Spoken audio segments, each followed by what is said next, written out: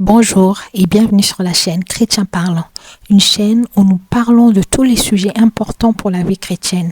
Nous discutons simplement, sans tabou, à travers des podcasts, vidéos et également à travers des formats interactifs où vous pouvez nous poser vos différentes questions, vos préoccupations et nous essayerons d'y répondre au mieux avec l'aide du Saint-Esprit.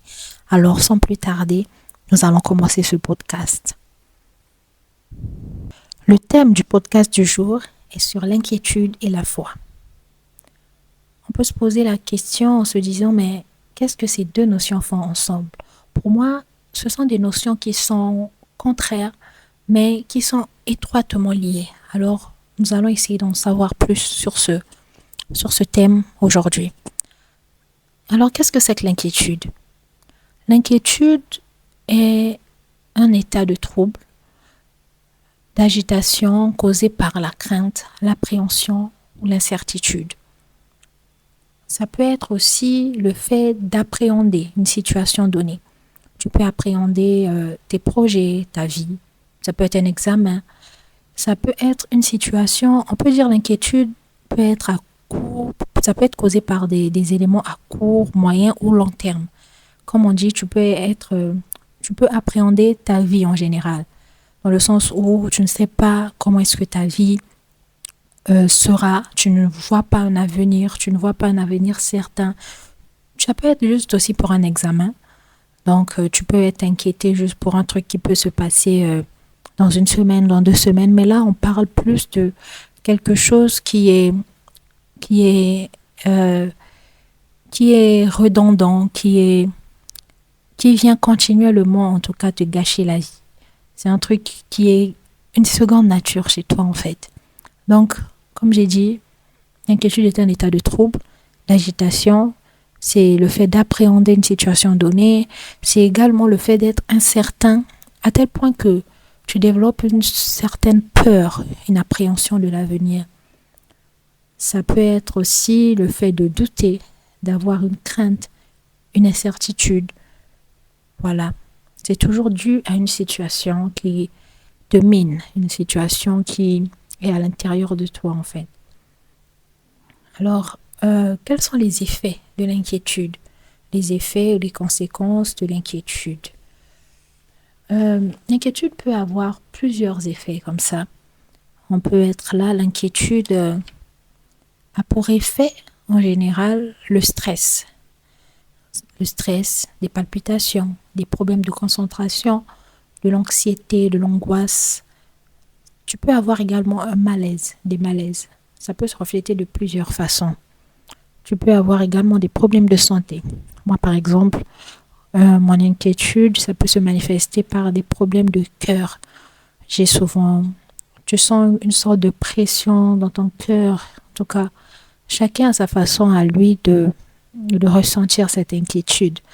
Mais ce qu'il faut savoir, c'est que faut essayer de le maîtriser parce que comme on dit, on parle de l'inquiétude, il faut aussi savoir que ça peut avoir des répercussions sur ta santé physique. Tu peux avoir des problèmes de santé, tu peux développer plusieurs problèmes de santé. Bon, je ne suis pas médecin, je ne vais pas entrer dans ça, mais c'est prouvé que l'inquiétude développe plusieurs problèmes de santé. Alors, troisièmement, je vais te parler de l'inquiétude comme un manque de foi.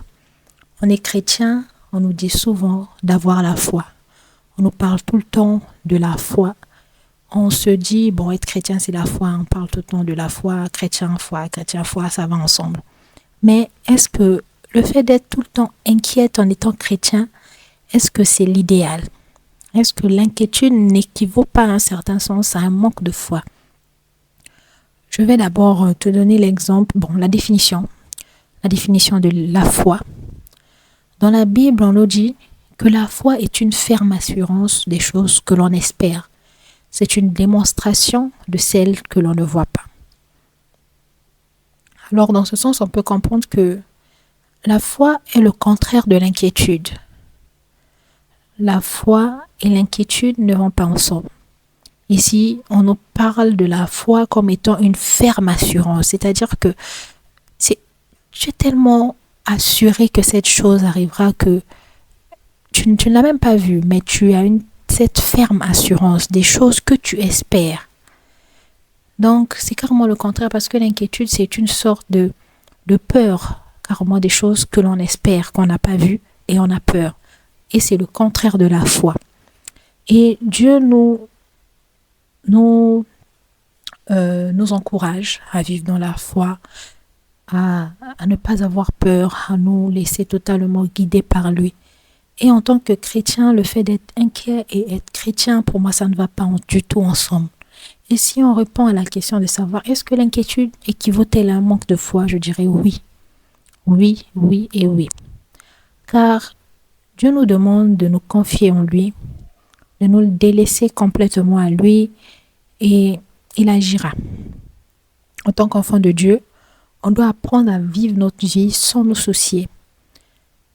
On doit vivre notre vie en mettant toute notre confiance en Dieu.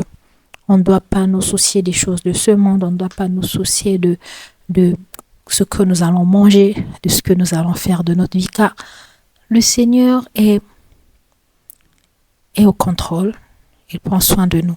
Quand je dis qu'il ne faut pas se soucier de ce que nous allons faire de notre vie, ça ne veut pas dire qu'il faut rester là les bras croisés, non, ça veut juste dire qu'il ne faut pas être inquiet. Il ne faut pas chercher, il faut faire notre part, bien entendu. Nous devons travailler, nous devons, avoir des bonnes notes à l'école, faire ce qu'on a décidé de faire, les faire de façon bien, donner le maximum de nous. Mais on ne doit pas développer une sorte d'inquiétude pour les choses de ce monde. Vous voyez un peu. Alors, nous allons essayer de lire la Bible dans Matthieu 5, 25 à 27. La Bible nous dit, « C'est pourquoi je vous dis, ne vous inquiétez pas pour votre vie, de ce que vous mangerez, ni pour votre corps, de quoi vous serez vêtus. La vie n'est-elle pas plus que la nourriture, le corps plus que le vêtement? Regardez les oiseaux du ciel. Ils ne sèment ni ne moissonnent. Ils n'amassent rien dans les greniers, et votre Père céleste les nourrit. Ne valez-vous pas plus qu'eux? Qui de vous, par ses inquiétudes, peut ajouter une coudée à la durée de sa vie? » Waouh! Tellement fort. Qui de vous, là je vous pose la question, qui de vous, par ses inquiétudes, peut ajouter une coudée à sa vie? Est-ce que tu peux ajouter une minute à ta vie? C'est-à-dire, est-ce que tu peux prolonger la durée de ta vie par des inquiétudes? Non, tout simplement non. C'est même le contraire si on parle sur le plan de vue scientifique ou médical. Quand l'inquiétude nous cause des maladies, en tout cas ça nous fait plus de mal qu'autre chose. Alors, comment se débarrasser de l'inquiétude? Si l'inquiétude équivaut à un manque de foi, si l'inquiétude n'est pas le plan parfait de Dieu pour nous, alors je vis déjà dans l'inquiétude, je suis habituée à être inquiète, mais comment est-ce que je fais pour me débarrasser de cette inquiétude-là? Alors, j'ai préparé pour vous quelques points qui peuvent vous aider à vous débarrasser de l'inquiétude. Premièrement, il faut localiser la source de ton inquiétude, c'est-à-dire connaître l'origine. Qu'est-ce qui m'inquiète? L'origine de mon inquiétude. Deuxièmement, tu dois te poser la question, d'où vient mon inquiétude? Voilà, c'est un peu dans le même sens, localiser la source de mon inquiétude. Tu dois te poser la question, d'où vient mon inquiétude? Ça, c'est pour localiser ton inquiétude. Donc, voilà. Deuxièmement, parce que ça, c'était le premier point, pour localiser la source de l'inquiétude, tu dois te poser la question, d'où vient mon inquiétude? Et le deuxième point, tu dois savoir quand est-ce qu'elle se manifeste. Tu dois te poser la question, quand est-ce que se manifeste mon inquiétude? Est-ce que c'est quand je suis en examen? Est-ce que c'est quand la fin du mois arrive? Parce qu'il faut payer les charges. Est-ce que c'est... Voilà, en tout cas, tu te poses toutes ces questions par rapport à ta vie et tu sauras exactement quand est-ce que se manifeste ton inquiétude. Troisièmement, comment? Tu dois te poser la question. Comment est-ce qu'elle se manifeste? Est-ce que c'est par la peur? Tu dois en tout cas localiser ces petits éléments-là qui peuvent être peut-être physiques, qui peuvent te montrer que non, quand j'ai mal là, par exemple, ça veut dire que je suis inquiète. Moi, c'est la plupart du temps quand je suis triste ou quand j'ai peur ou quand j'ai des maux de tête, des choses comme ça. Alors, quatrièmement, prendre conscience de ce qui nous inquiète. Ça, c'est le quatrième point. On doit prendre conscience de ce qui vous inquiète. Ça peut être les études, le travail, les finances ou autre chose. Alors, une fois que ces éléments-là sont localisés, une fois que tu te poses la question d'où vient mon inquiétude, une fois que tu sais quand est-ce qu'elle se manifeste, une fois que tu sais également comment est-ce qu'elle se manifeste, une fois que tu as pris conscience de ce qui t'inquiète, tu peux avoir un meilleur angle de vue. Tu peux prendre du recul, tu peux alors éviter de tomber tête baissée dans cette inquiétude-là. Donc, ça ne sera pas un truc qui te tombera dessus, ça sera plus un truc où tu seras obligé d'assumer parce que tu auras en quelque sorte le contrôle dessus. Cinquièmement, nous allons parler de comment développer sa foi face à l'inquiétude. Alors, après avoir pris conscience de ce qui t'inquiète, après avoir su comment te débarrasser de ton inquiétude, parce qu'on dit que l'inquiétude et la foi sont distinctes mais étroitement liées quand même, nous allons apprendre maintenant à comment développer notre foi.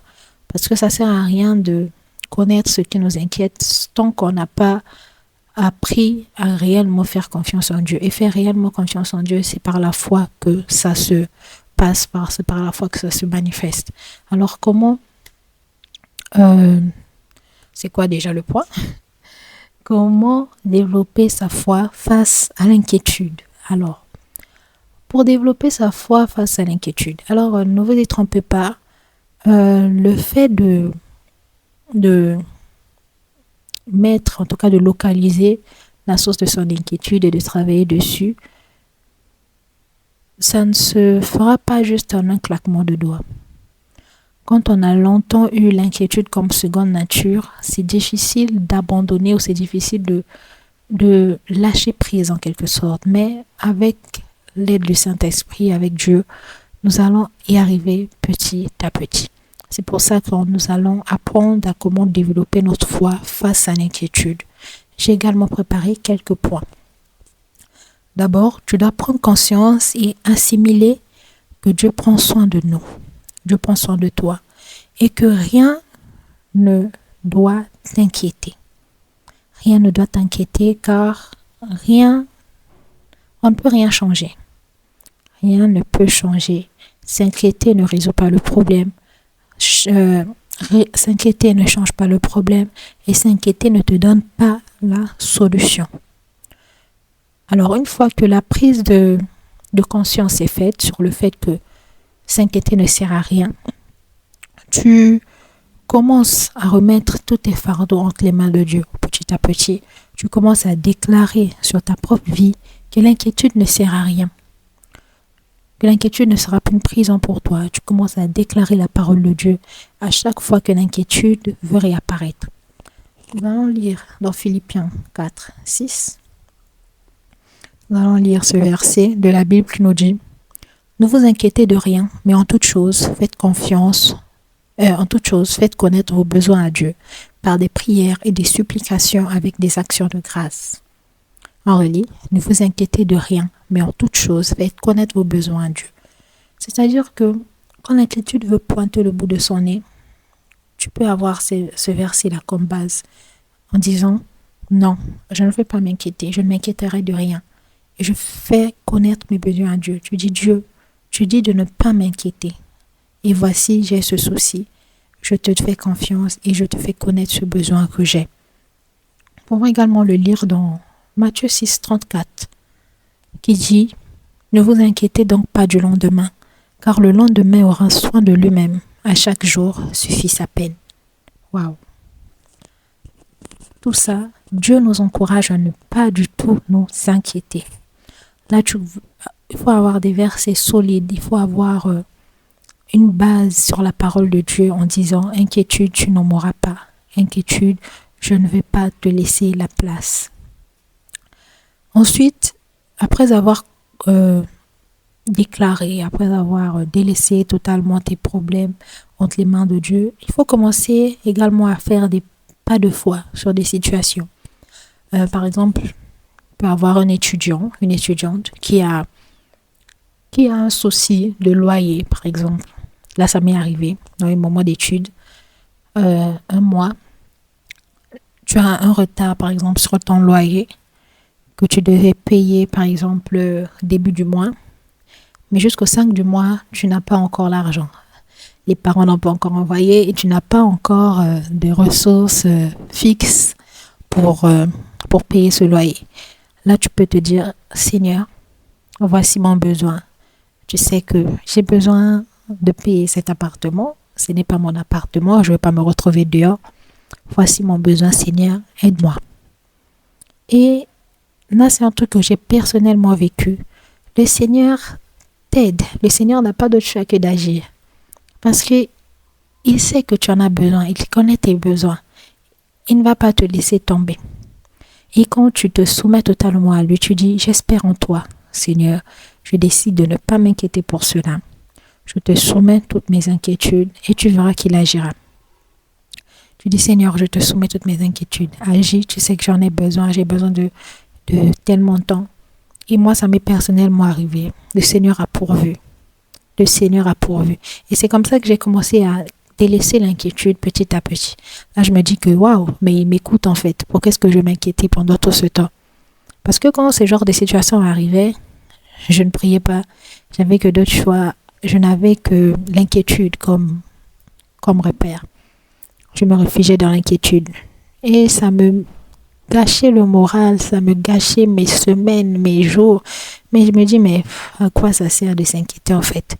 Quand on a mis toute sa confiance en Dieu, Dieu agit, tout simplement. Il sait que vous n'avez pas d'autres ressources. Il sait que il est votre soutien en fait. Il ne peut pas vous laisser tomber.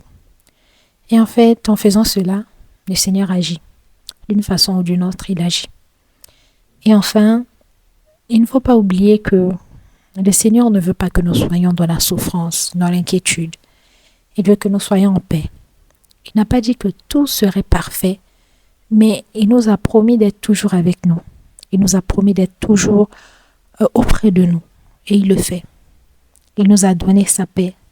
Alors saisissons-la et notre vie sera plus épanouie. Alors, merci de m'avoir écouté jusqu'ici.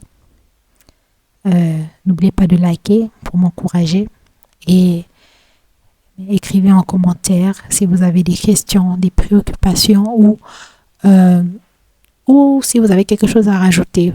Voilà, concernant ce point, si vous avez des techniques également à nous partager pour nous permettre d'être plus en paix et moins dans l'inquiétude. Alors que Dieu vous bénisse abondamment. Merci.